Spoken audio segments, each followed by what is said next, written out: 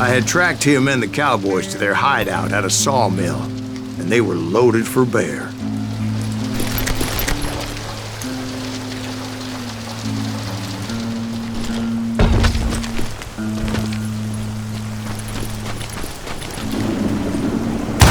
So, what exactly did Johnny Mingo do to piss you off? Well, him and that other bastard. Roscoe Bob Bryant? Yep. They both deserve to die, and I promise I'll tell you why. But first I need to tell you about the cowboys' new boss, Curly Bill Brocious.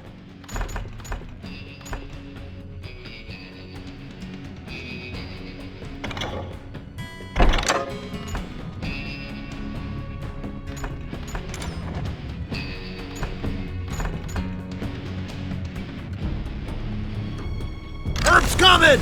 Get ready, boys.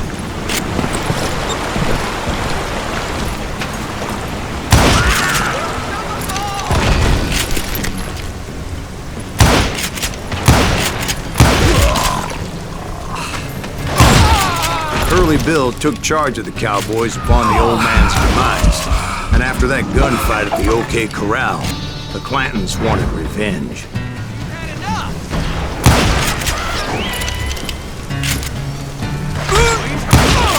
So they murdered Morgan Earp and grievously wounded his older brother, Virgil.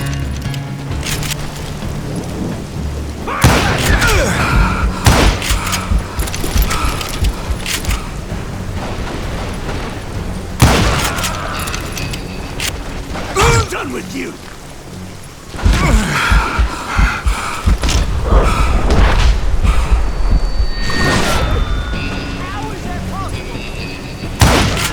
Wyatt and Doc went on what became known as the Vendetta Ride, hunting those outlaws down. So when I showed up, that's who they thought I was.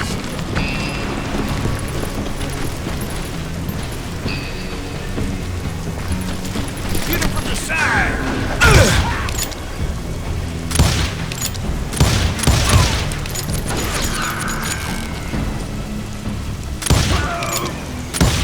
That ain't Herb, is it?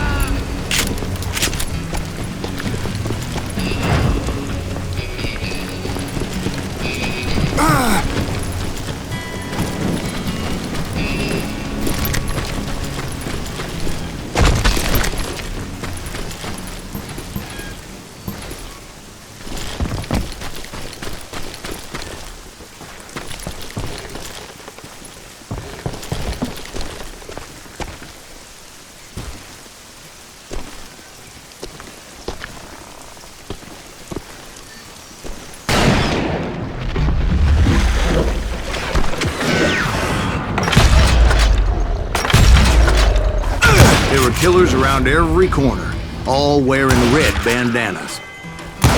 That's how the cowboys identified each other, and I was beginning to wish I had one myself.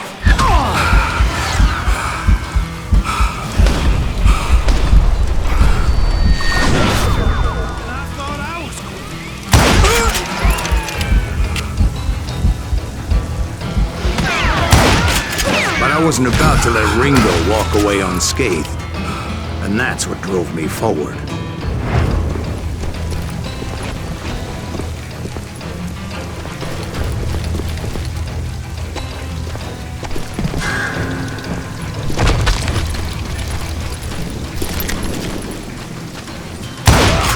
They say that Ringo was infernally fast. hardly saw anyone faster, boy. Certainly not Wyatt Earp. That man was all hat and no cap. Earp wasn't much of a match for him, but Doc Holliday might have taken him. That lunger should have kept his nose out of it. They never charged anyone for the murder of Morgan Earp.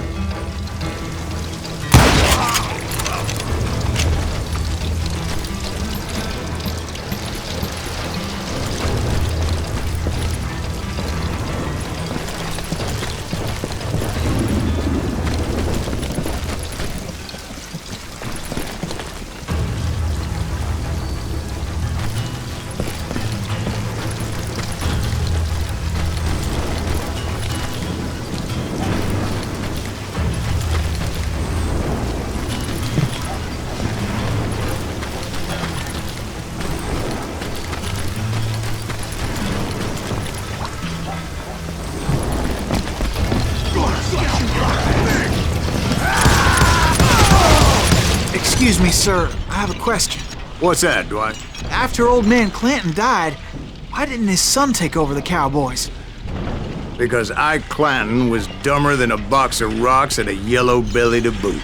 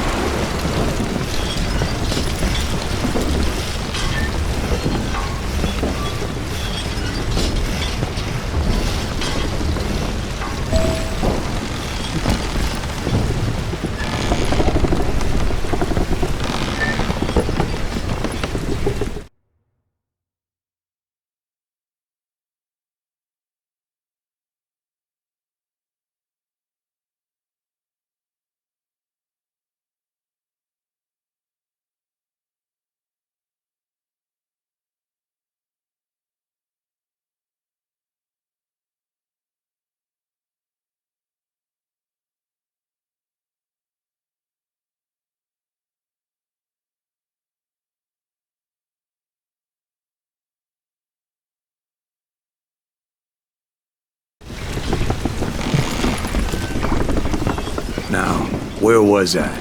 Taking down the entire cowboy gang single-handed. Indeed I was, Jack.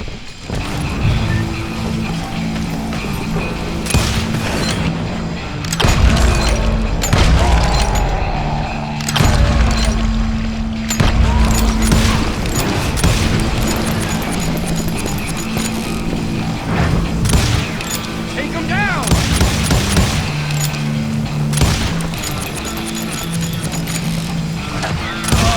Now you're really pissing me off! Though it wasn't easy, as those boys had good cover.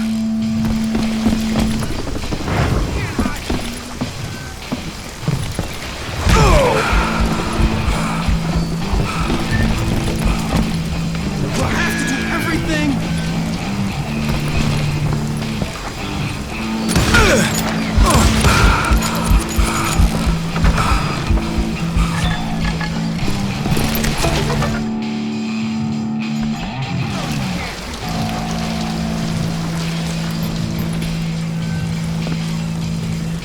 You bastard!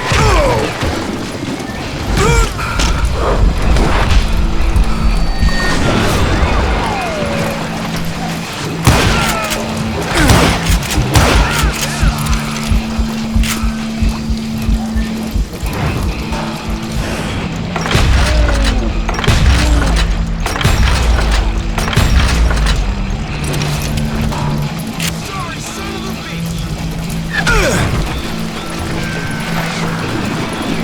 Time to fill you full of lead.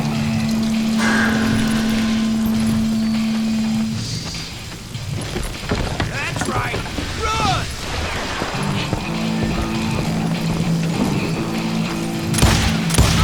Come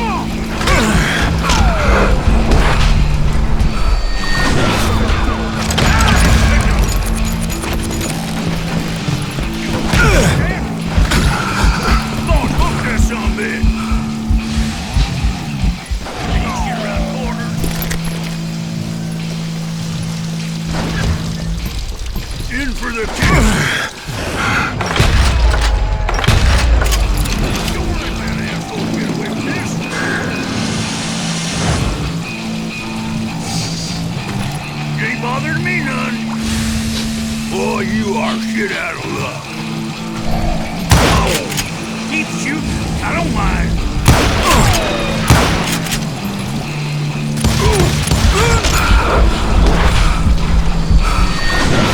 There he is.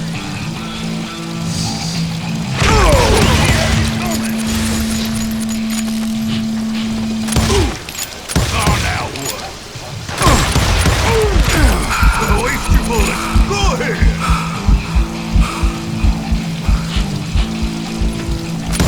You a beat a check?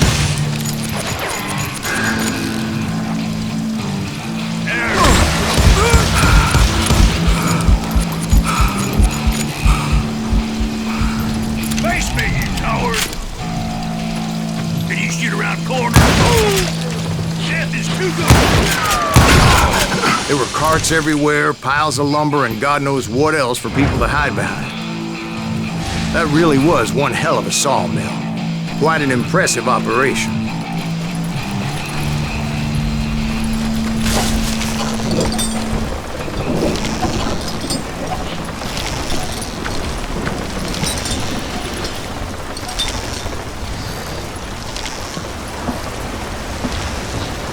And where was Curly Bill? Did you see him?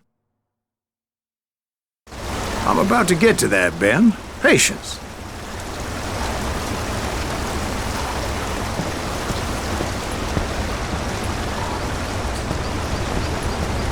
I'm painting a picture here. There was this beautiful waterfall and a crystal clear stream that led to a verdant valley that was truly... Consider your picture painted. What happened next? Well, finally the bastards that were still alive made a last stand.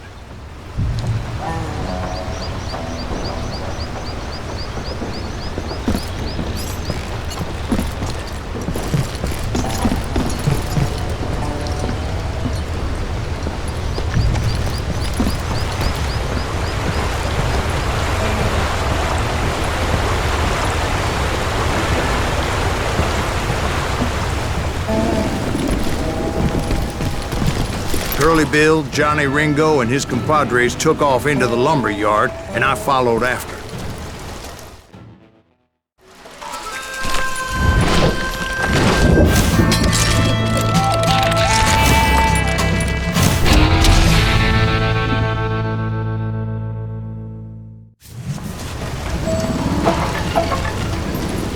Are you saying they ran? Cowardice was not in Ringo nor Curly Bill's nature. No, sir. I never said they were running scared. They just wanted me out in the open.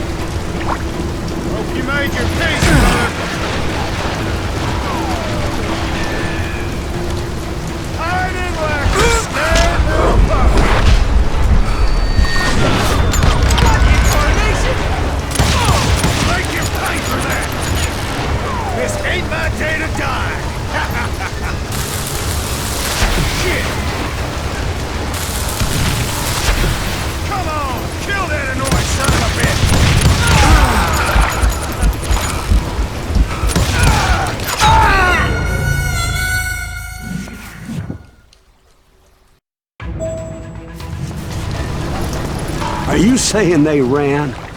Cowardice was not in Ringo nor Curly Bill's nature. No, sir. I never said they were running scared. They just wanted me out in the open. Dance with the devil. You working for Wyatt Earp? Sorry, I sent you to kill me. What the heck just happened?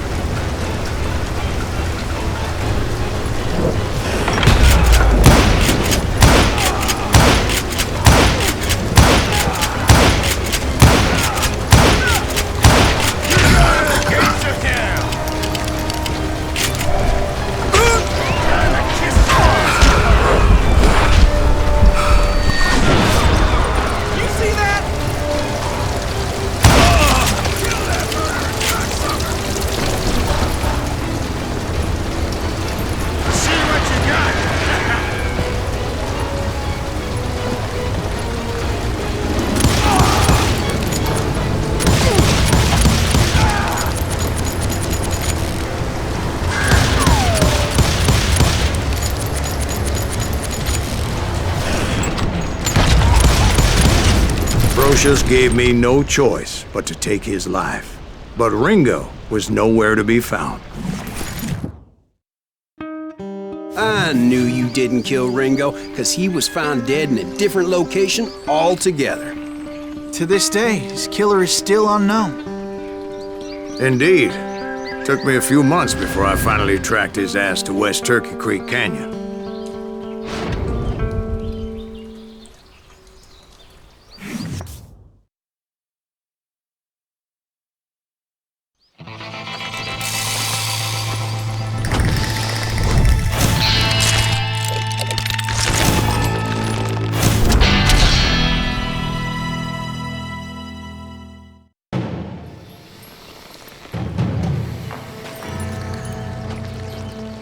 That's incredible, sir. I always thought that Doc Holliday was the one that killed him.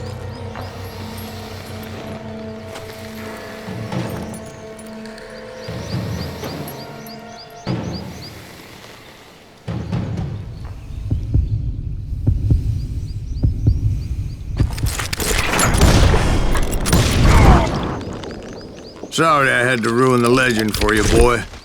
But the legend ain't always true. Doc Holliday had nothing to do with the death of Johnny Ringo.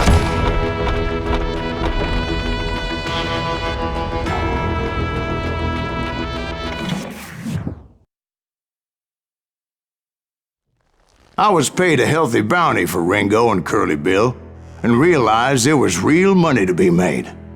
That's why I went after Henry Plummer.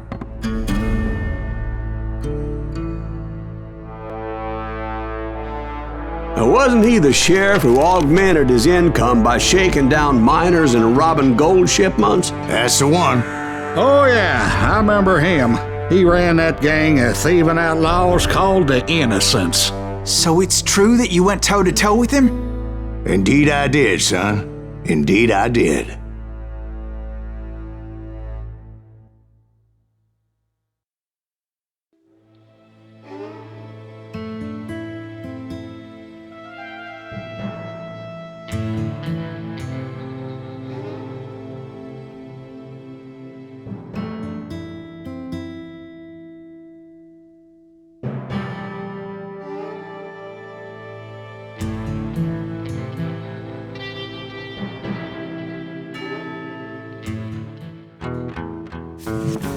I knew I needed resources if I was going to track down Roscoe Bob Bryant, and hunting Plummer looked like a good way to get rich quick. As the local vigilantes exposed him as the leader of the bandits, and put a generous price on his head. Plummer rallied his gang to plunder one last gold mine before making their escape, and that's where I thought I'd find him. It makes me nervous standing so close to all these goddamn barrels of gunpowder. Why would you be nervous? No one has the cojones to come after us. As long as you don't light up a cigar, we're fine. Yeah, besides, George is up there on the rocks with that rifle of his. As my late father pointed out to me more than once, God made men, and Samuel Colt made them equal.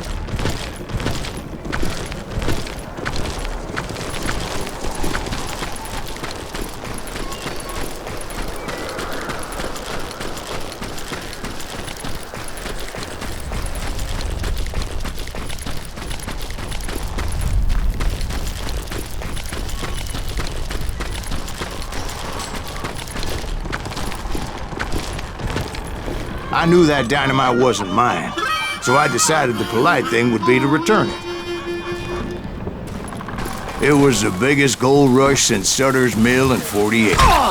Unfortunately, prospectors weren't the only ones drawn to those riches. Once that asshole dead. There were thieves and killers, robbing travelers and hijacking gold shipments. Like those that ran with Plummer. Some were just regular folks I knew from town, drawn by greed and easy pickings. Charlie Crow, the blacksmith. James, who worked in the stable. Sam and Jeremiah Barber, the butcher's son. Ordinary citizens who lived a double life. Stealing and thieving and murdering their neighbors.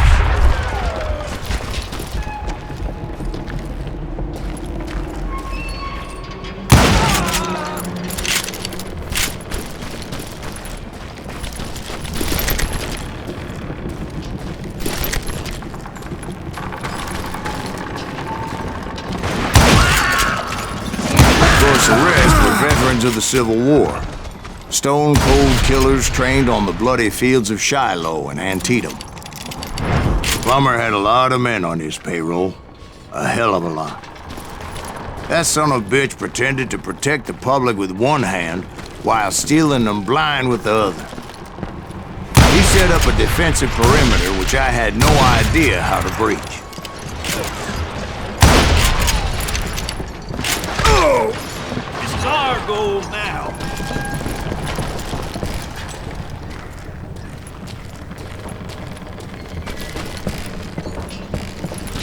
You can't beat the innocent!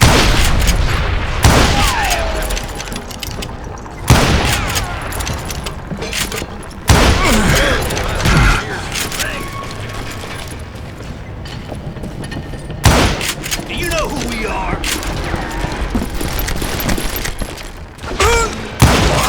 Dangerous, desperate individuals. I was outnumbered and in way over my head, but I was too damn stubborn and stupid to realize it. They must have thought I was touched. Or had some kind of death wish, seeing as there were barrels of gunpowder everywhere. Watch out for the goddamn gunpowder! One stray bullet, one stray spark, and I'd be blown to hell and gone. Did I have any second thoughts about what I was doing? No.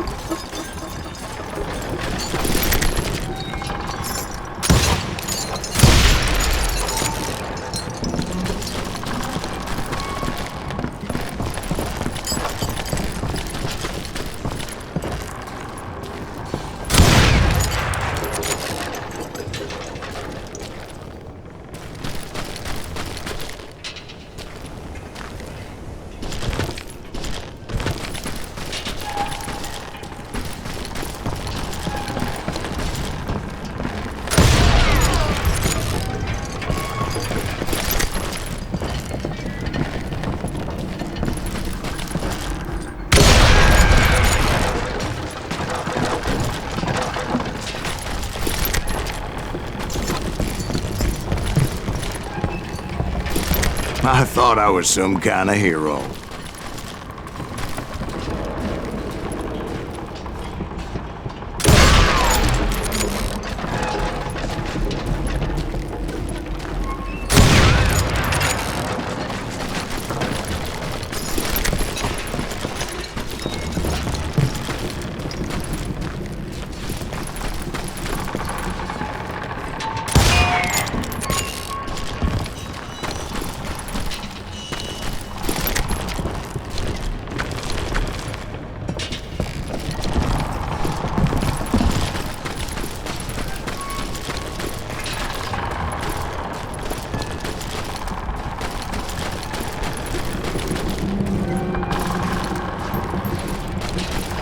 I finally made it past and headed on to meet my destiny.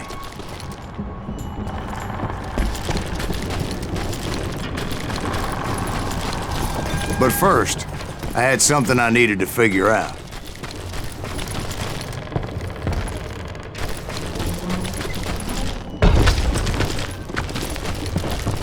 I had a few ideas on how to get into that mine, but once I made my decision, I knew there was no turning back.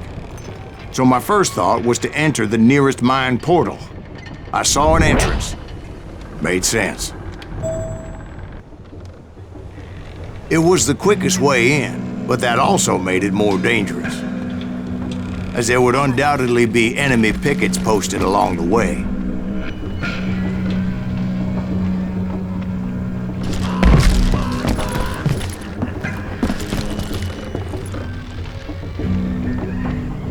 Do you know who we are?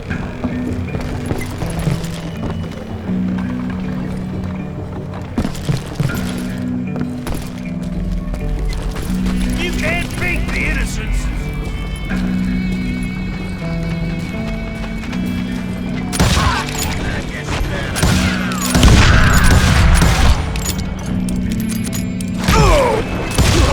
Now you're really pissing me off! You're done. Besides, once you enter a mine like that, it's easy to get all turned around.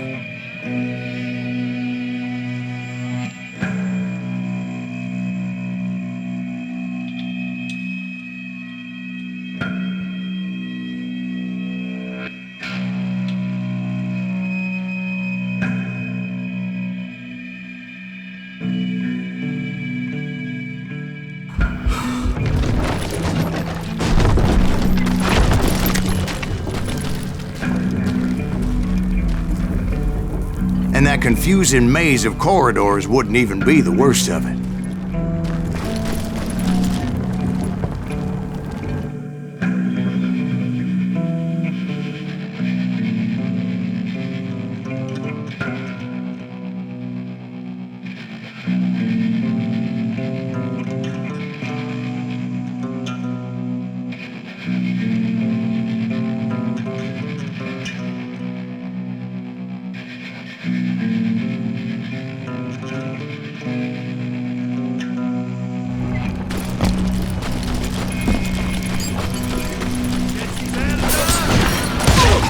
Some of those shafts can be as deep as hell.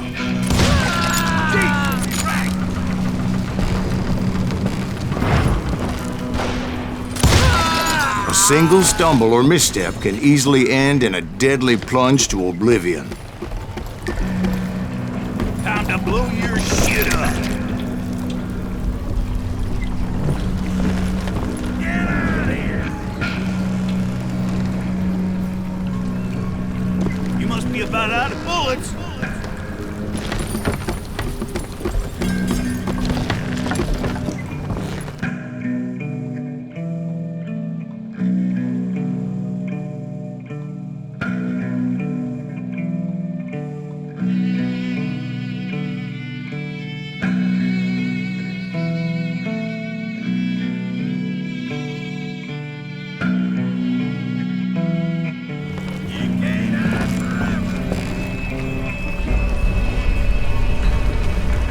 You ain't beefing me.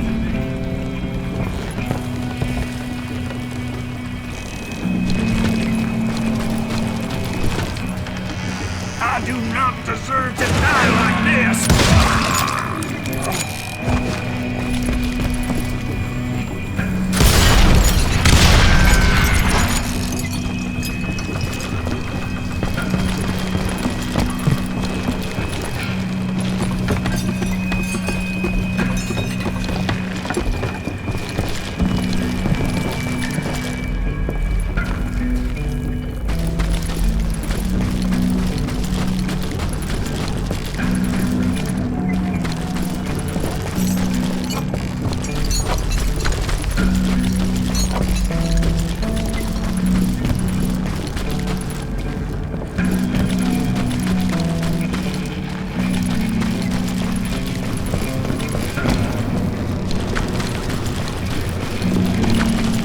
Quick reflexes often make up for a lack of common sense. Luckily, I was never one to be easily bushwhacked. I would just need to be careful not to blow myself to kingdom come.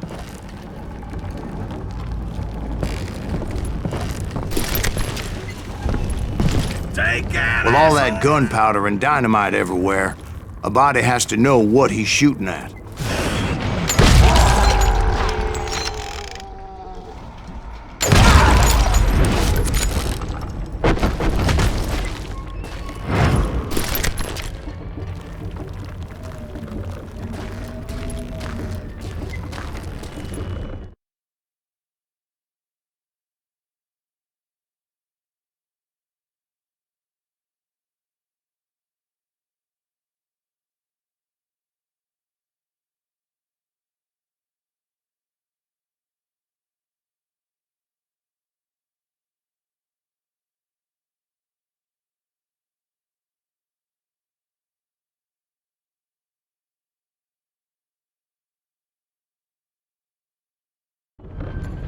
One wrong bullet could have turned that mine into a dad-blasted tube.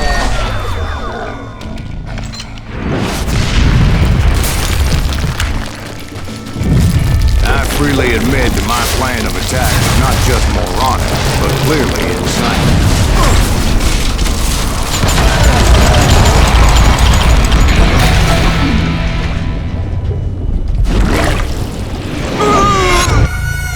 It's a good thing that I abandoned that ridiculous plan before I even tried it.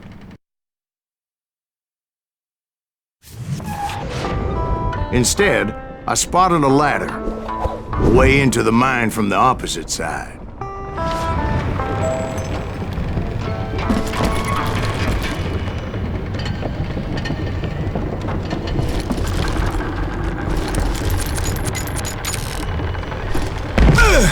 was a long way around, but that approach seemed more sensible at the time. Of course, being I had a problem with heights, that scaffolding scared the bejesus out of me. Climbing down that ladder required some caution, because even though I had a younger man's reflexes, I needed to make a leap of faith, which ain't easy when you're suspended between heaven and hell. I was determined not to give up, however, as Sheriff Plummer seemed quite the despicable character. When the vigilantes discovered what the sheriff was up to, people were outraged. That 10,000 they put on his head would go a long way in helping me find old Bob. And I had made it my mission to settle that score come hell or high water.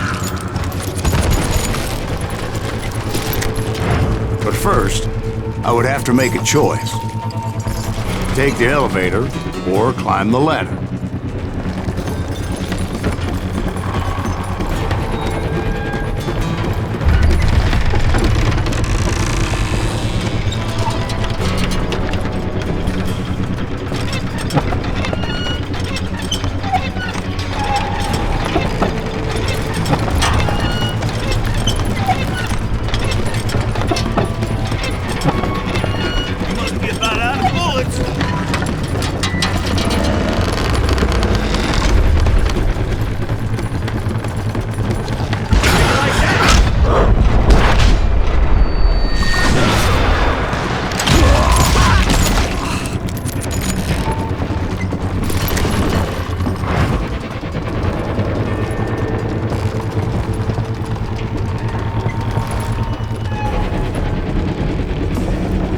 Plummer was a mad dog killer, and the people of Nevada City deserved better.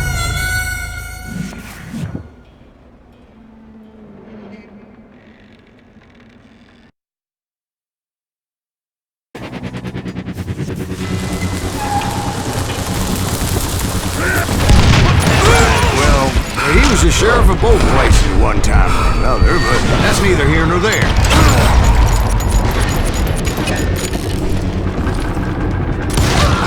The point was, taking him down would save a lot of lives, including my own.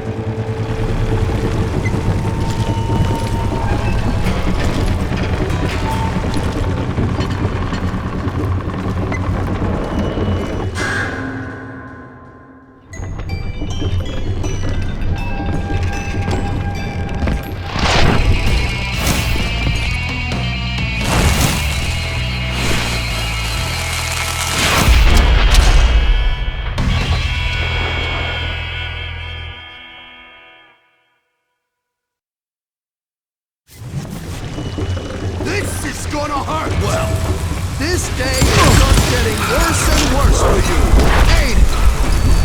Henry Plummer was clearly unhinged, and I could see right away that this was gonna take some doing.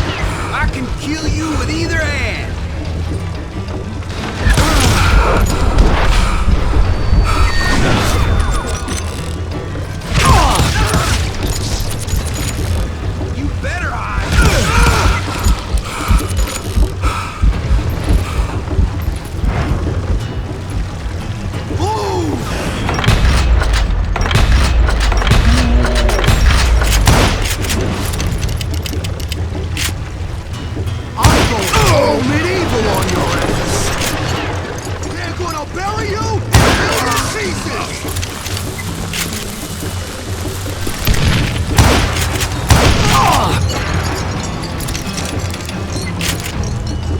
No blood money for you today! Wanna blow you into next week, boy! You killed an innocent...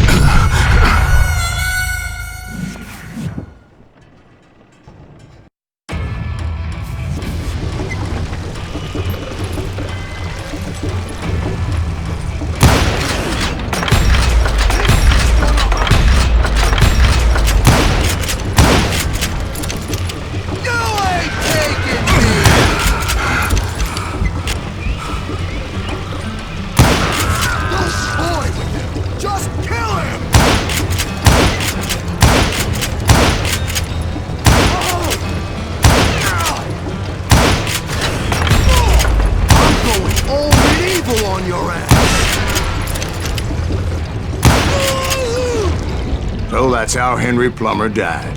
Him and his crew were worth their weight in gold. And now, I was officially a bounty hunter.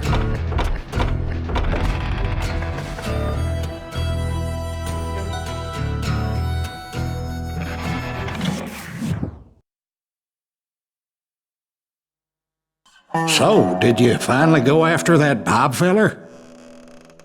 Well, I heard word he was in Kansas with John Wesley Hardin. So that's where I went. Where in Kansas? Abilene. Why do you ask, Ben? No reason. Was Hardin as fast as Ringo? Ringo was fast, but John Wesley was as fast as the devil himself.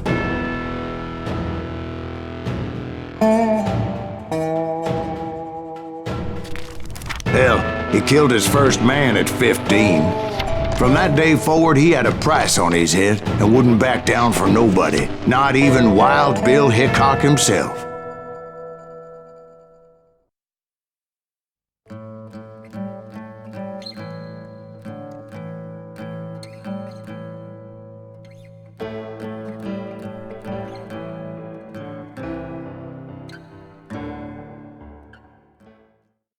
I dodged death many a time, and that night in Abilene was no different.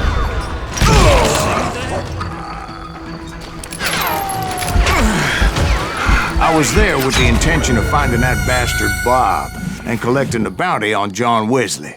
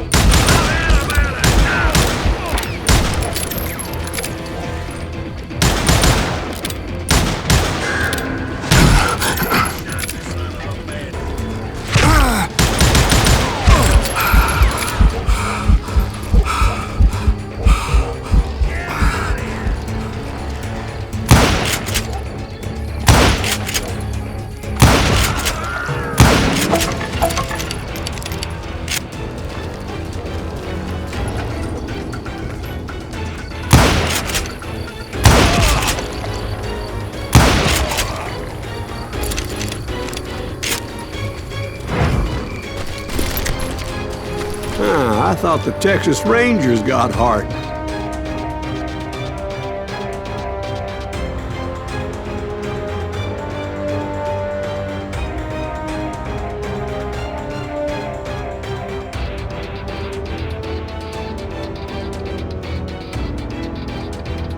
Yeah, That's what they want you to believe. It was cold'n a witch's tit in a brass bra that night as I fought my way past his loyal compadres.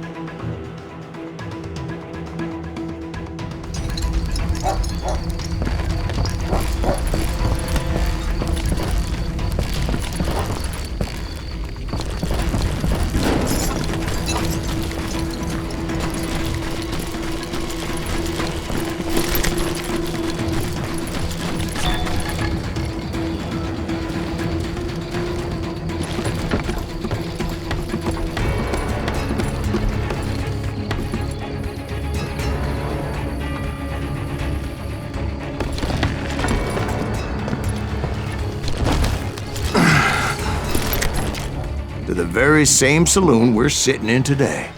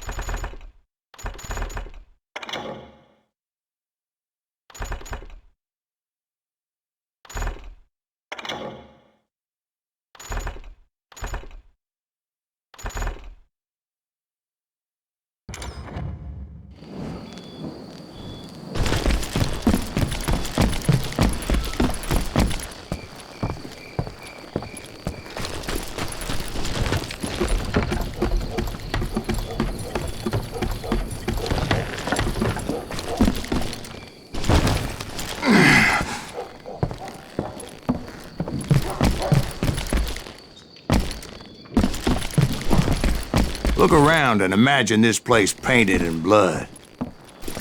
Hardin was waiting for me.